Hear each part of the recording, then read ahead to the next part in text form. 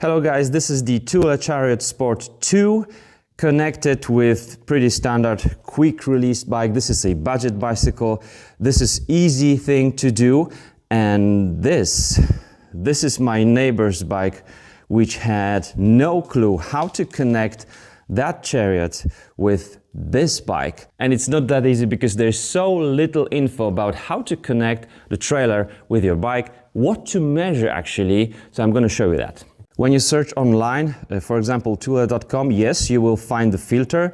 You can find your trailer model and the accessories, and there will be quick releases and through axle for it, but no info what to measure on your bike.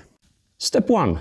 What kind of axle do you have on the rear wheel? If you have this kind of axle, which is the quick release actually, nut on the right side, 2 springs, and this release. That means you're going to be riding with your kid the very day you bought this thing, because this comes with a bike.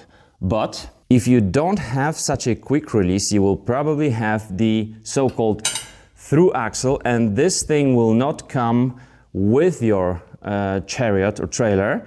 This is the through axle. There is no nut on the right side.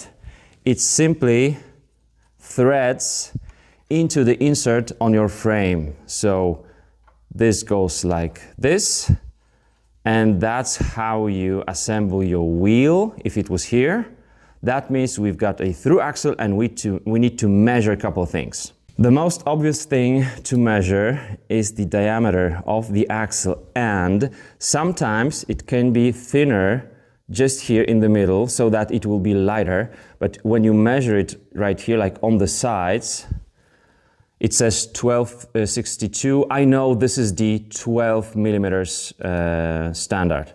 That means, yes, we have the 12 by 148 millimeters standard. It's very popular standard with so-called through axles. This is the mountain bike, so I wouldn't actually expect anything else here. 148 is the distance, the inner distance between your chainstays. So from here to here we have 148. So we know how much space we have within the frame, and we know what's the diameter of our axle. That's cool, but it's not enough to buy the correct axle from Thule. Knowing the diameter and this 148 inner distance or whatever gap, now I can measure the whole length of the through axle, not this lever, just the length of the through axle. This is 172 millimeters, and the through axle from Thule that fits this bike is called 167 to 192, and probably this will be the one that most of us will be buying. There's also 192 or 198, but I bought 167 to 192. This is how the Thule looks like. It's much longer. It doesn't have to be that much longer than the original. There will be some adapters, some spacers I will put in between the through axle and the frame. But this is how it looks like. And now the thread. The thread. Of course, now having the Thule and the original one, I can put them together and see that this is the same kind of thread, so this fits.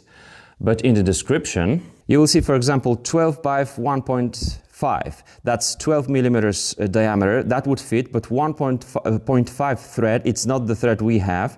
There's also 1.0 threads, like this one, 12 by 1 millimeter. That's also not mine, because mine is 1.75. How to measure it?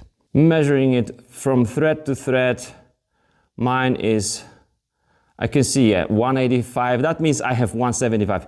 If you use a tape for that or something, you can go like from 1 to 3, and then you know that this should be 3.5, because 2 times 175 is 3.5. So this fits. It's not 1.0, 1.5 for sure. So mine is 175 and it fits. Now let's mount it.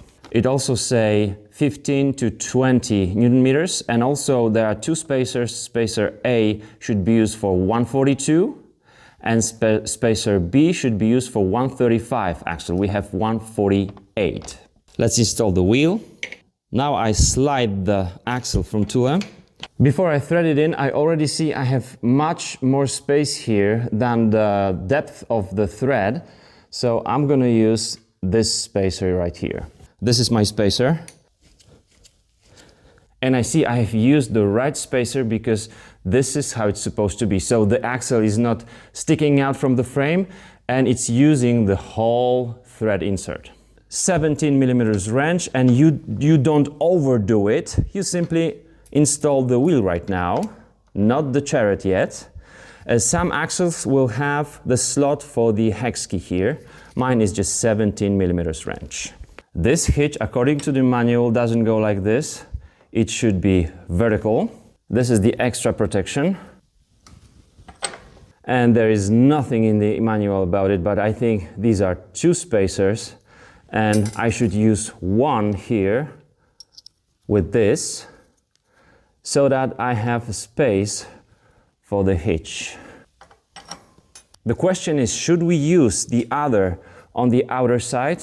There's nothing about that in the manual. Manual only shows us the spacer on the inner side. Let's get it connected. Everything connected. Just remember, this shouldn't be red. If you see red here, it means it's not connected. Now it clicked in place. The safety is here.